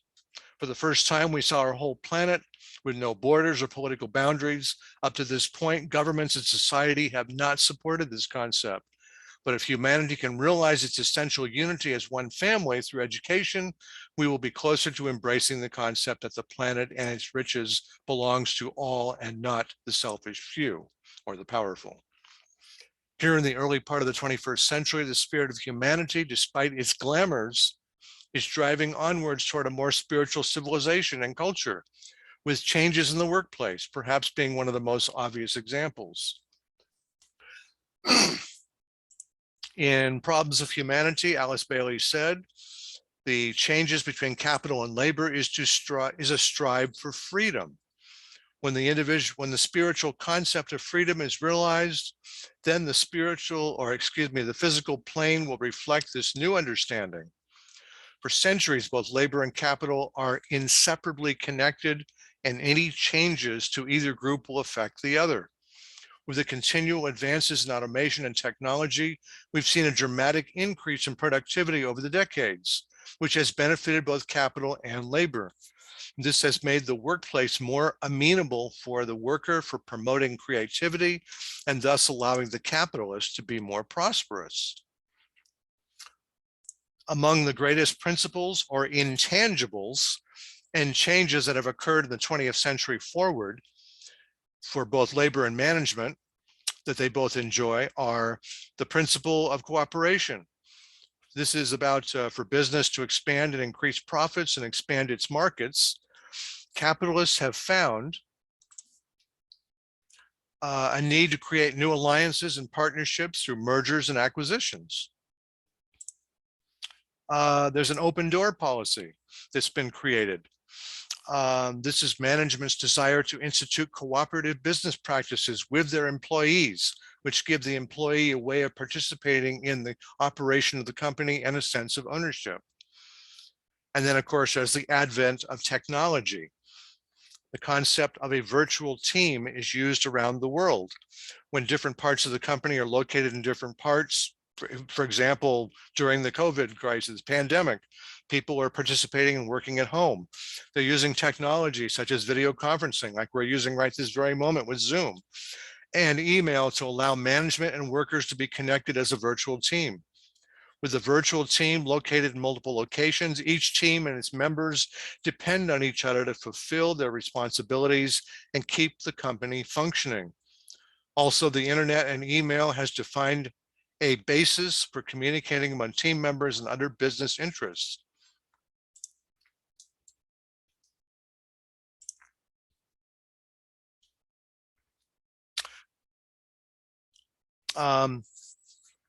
We also see in the last 30 years, for example, the concept of globalization, which is a controversial subject, but I'll just simply put out these points here.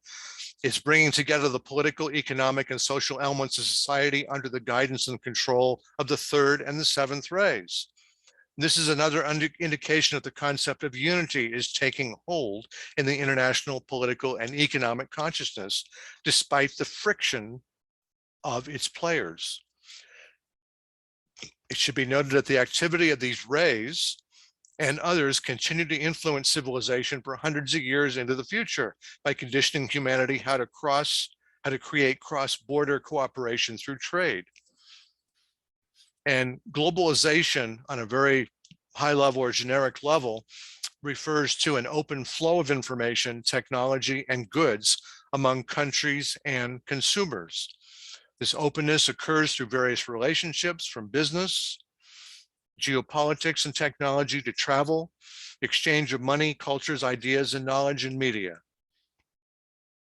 And you have the concept of political globalization, refers to the amount of political cooperation that has been created and exists between nations.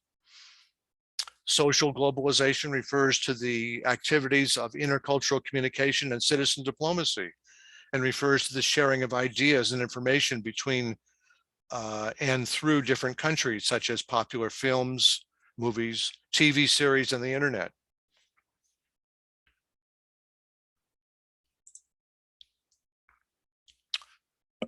Let's see. Economic responsibility and stewardship. Are there any comments or at this point? Any more? Yes, Jan says, right. Oops, hold on a minute. I have to go back up there. We got a couple more. Right. Jan says, right. You can hear me, right? Yeah. Jan says, right use of money, creating right human relations really isn't dependent on the application of money as much as a change in the values held in the human heart. That's the end game, and we can only do that ourselves. So dead end. That's right. I agree.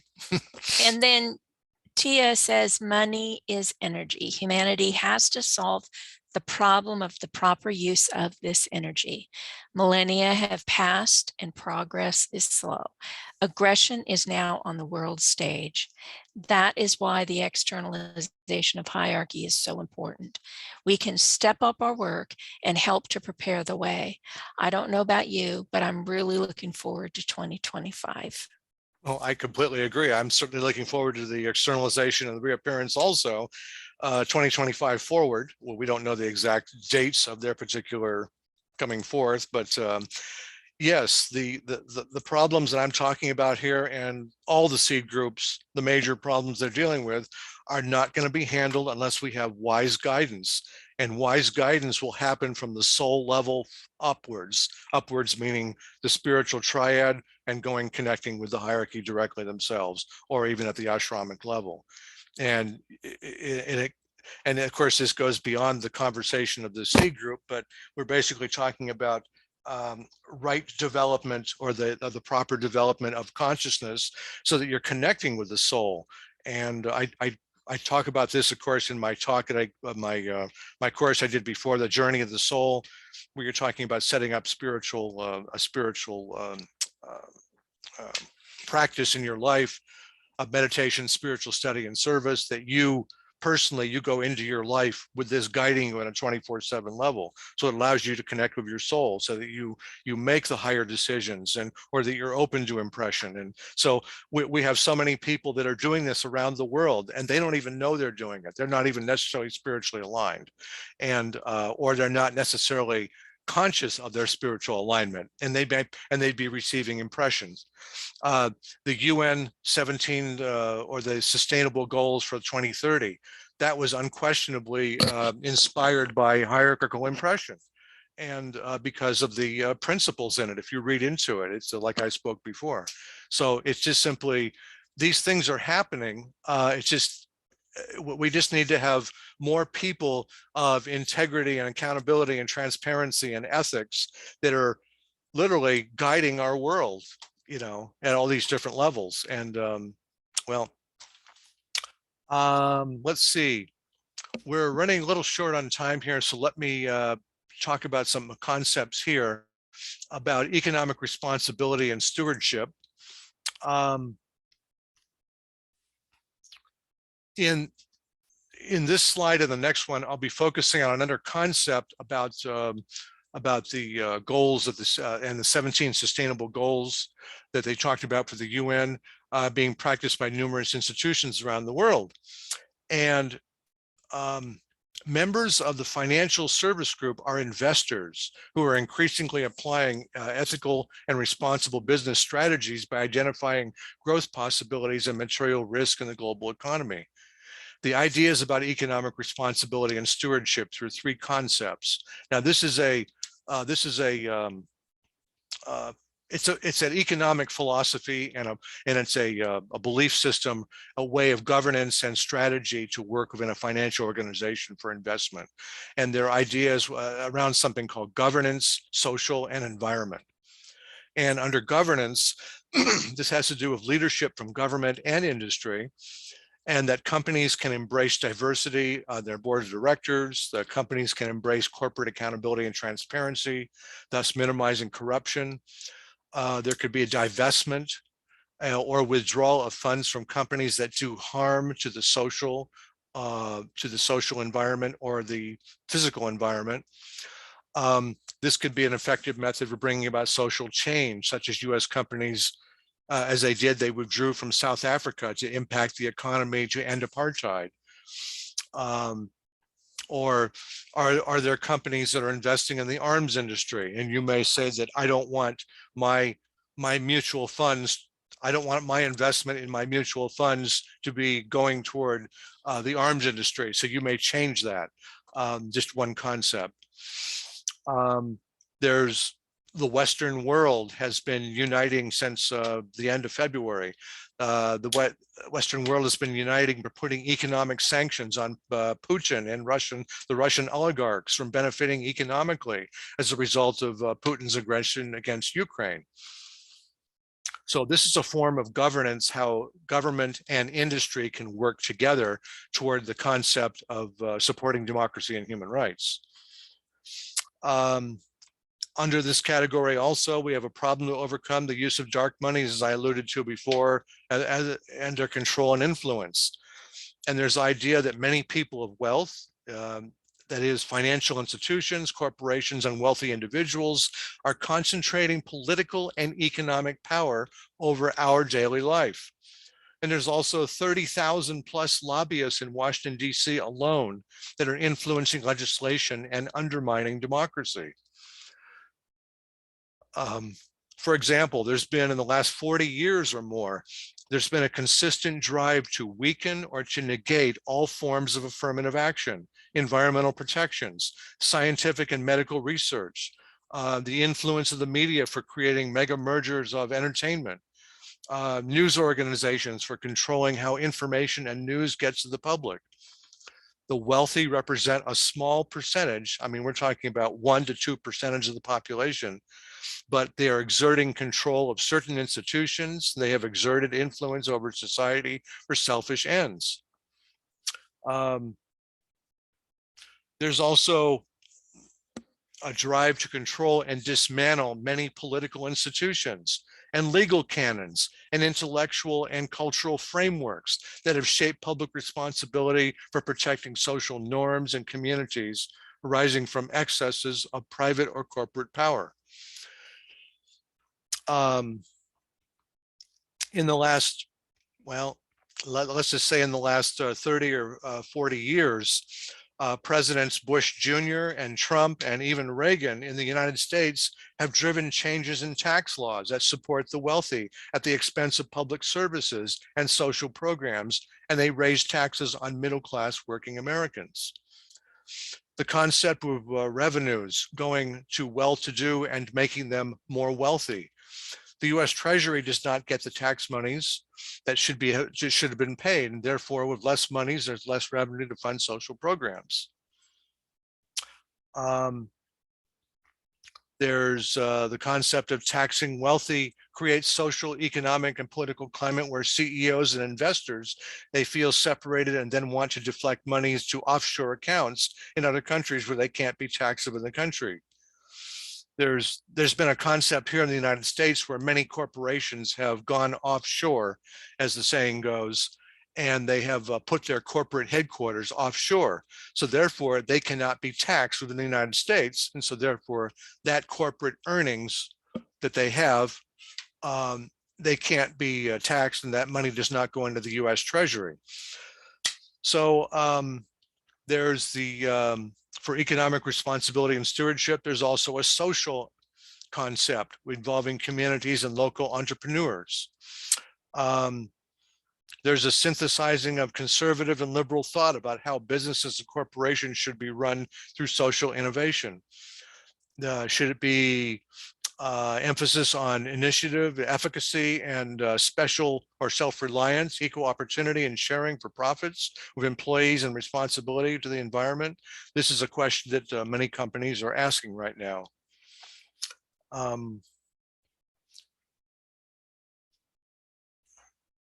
There's the shifting control of resources such as land and ownership and community. And the example of this through the Institute of Community of Economics. And this is coming, I'm getting this from, again, the Spiritual Politics by Gordon Davidson and Corinne McLaughlin. The ideas of microloans can go to third world nations. Small sums of monies are lent to low interest to fund a new business within a developing nation.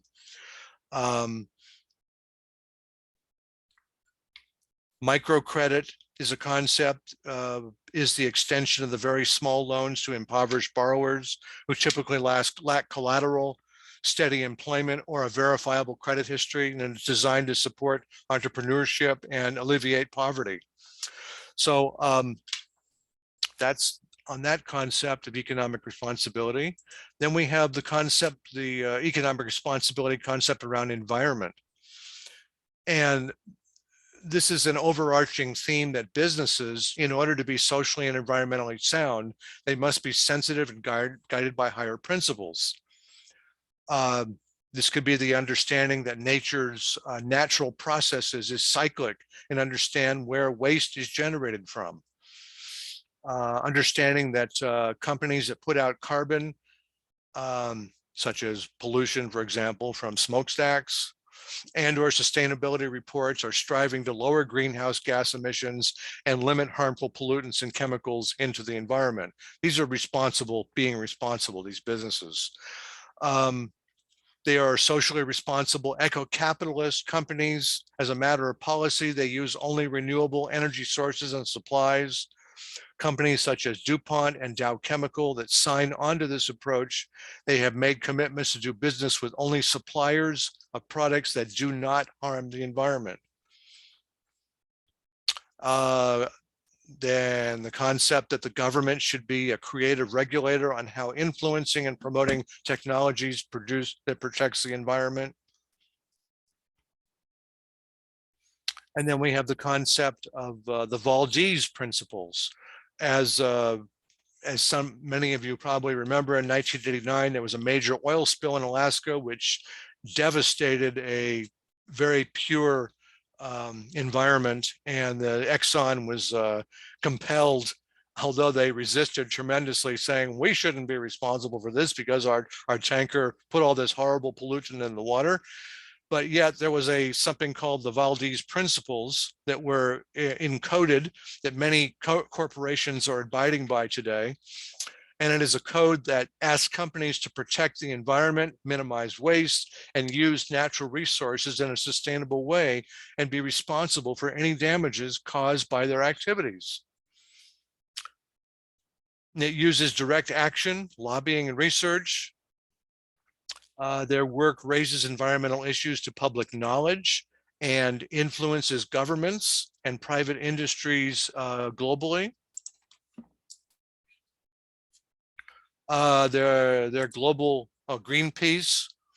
Greenpeace is an organization, as many of you know, it's an NGO. It focuses on campaigning on worldwide issues around climate change, deforestation, overfishing, commercial whaling, and genetic engineering, and anti-nuclear issues.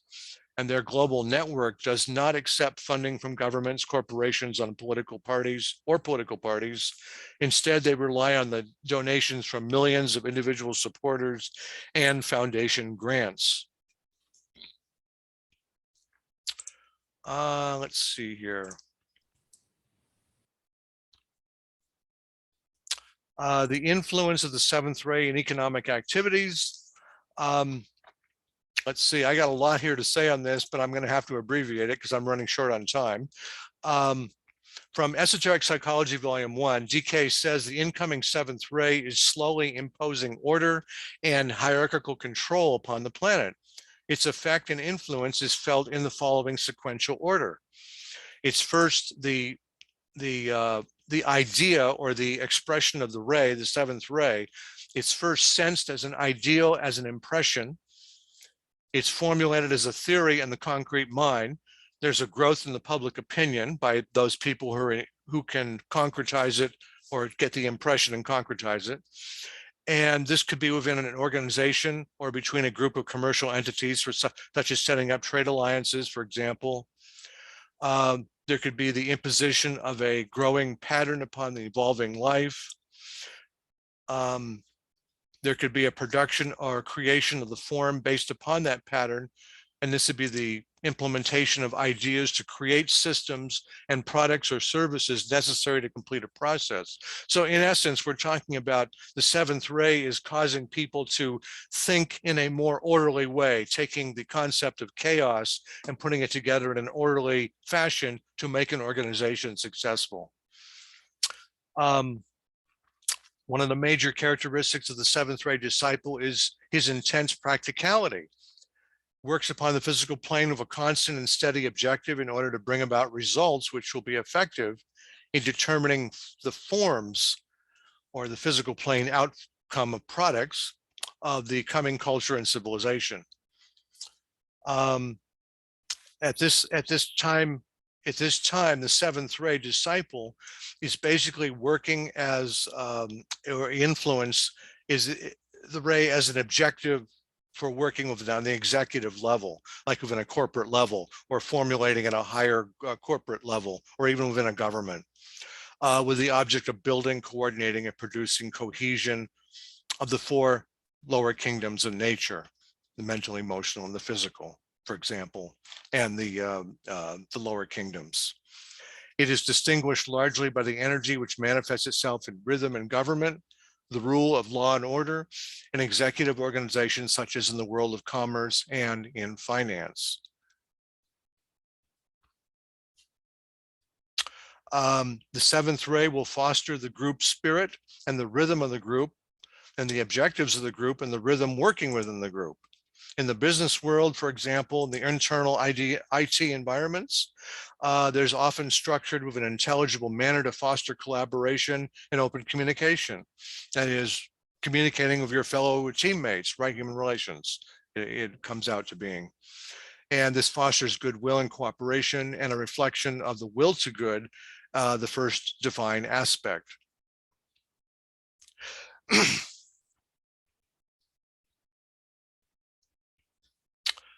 Okay, moving towards an overview of what I just talked about here. I have not talked about everything I wanted to talk about here in this talk regarding the financial services group. If you want to hear more or see my notes, for example, this will be posted in Makara. But let me make some concluding remarks here, then I can take some comments by people. So what has been accomplished by the financiers and economists? Since Alice Bailey wrote The Problems of Humanity in the late 1940s, there's been considerable progress in raising and improving the economic and financial status of millions of people around the world. But with this prosperity has come a price. People around the world have been seduced by the material dream at the expense of the environment. How much longer can the earth sustain the billions of people clamoring to meet their insatiable material desires? On the other hand, with the increased population, there are more people of goodwill and altruism and philanthropy than ever before on the planet. By investing in the future, financiers and people with wealth are bringing a higher vibration of the uses of money energy and understanding to light, or bringing to understanding to light, which plays out through the media, the arts, education, politics, and economies of the world. In the long run, this also aids in the transformation or in the needs of children and women's issues. Indeed, through their influence, these monies are allocated and raised more than ever before for all these enterprises. It is they who contribute to hold on to the thought form for a better future than previous generations. Regarding the concept of funding, the UN Sustainable Development Goals essentially represent economic responsibility, stewardship through governance, social change, and through protection of the environment. As I said before, although not necessarily based on spiritual principles, the Sustainable Development Goals are a positive step forward. And for those who understand money as a spiritual asset, they will regard money as a means whereby divine purpose can be carried forward. And they'll handle money as an agency through which the building forces of the universe and consciousness carry forward in their work, which is needed. The work of the Seed Group 5 political organizers, they help apply the principle of sharing to the fundamental laws of economics through their work as they relate soul to soul. And finally, with the work and the energies and the forces of values of interchange and commerce, right motive, and with right values of commerce, positive change will take place, not just in the workplace, but through the commerce between nations. So that's my comments. This talk will be posted with my notes in the Makara later today. Do you have any questions or comments?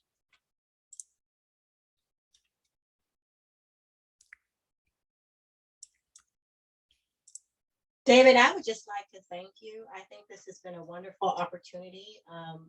Too often we get pure theory and don't have an opportunity to just think about it or apply it in daily life situations. So I think this has been very, very helpful. I think that there was much discussion today because it is the subject that is so important to so many people, and we realize how important it is. and it affects so many people's lives. But to sort of dovetail on your comment about the seventh ray, one of the interesting things that I've discovered along the way is the whole notion of cryptocurrency and blockchain. And I know that this development is definitely seventh ray because You're dropping out. I can't hear everything you're saying. I said one of the things that I wanted to dovetail on that is the whole thing of the seventh ray is the development of cryptocurrency and its importance of blockchains and how cryptocurrency has really had a positive effect on the third world in a lot of aspects, because people live in places where they live under kleptocracies and they don't have places where they can actually secure their money. And so the introduction of cryptocurrencies through private organizations have allowed many people in the third world who never trusted banks or anything else to now have a place where they feel that they can safely store their money. And I think that's a wonderful development. That sounds good. Great. Thank you for sharing that. Oh, by the way, do you happen to have any links about cryptocurrency in the developing world? About cryptocurrency, excuse me, cryptocurrency in the developing world, and can you put that in the chat? Well, I don't have the links, but I can go and research it because I went. There's an expert in Vanderbilt University, Okay. a lawyer who actually specializes on this, and she has done a lot on cryptocurrency in the third world. So I would be personally interested in that information myself. Okay, I'll forward you. I'll give you that information and link. Okay, thank you. My email, just send it to my email. It'd be great. Okay. Next month on June, I think it's June. Is it June 11? Oh, it's June. Yeah, June 11. It's 4 weeks from today. Will be my last talk on the seed groups. Now, next month will be, of course, seed group 10, the creative workers. So stay tuned for that, and we'll wrap things up, and we'll go from there. So thank you for your participation and listening and your insights. Okay, yes, I just wanted to confirm 11 June is the next one, the second Saturday, and it will be the last. So thank you, David, and goodbye, everybody. No problems. Take care, everyone.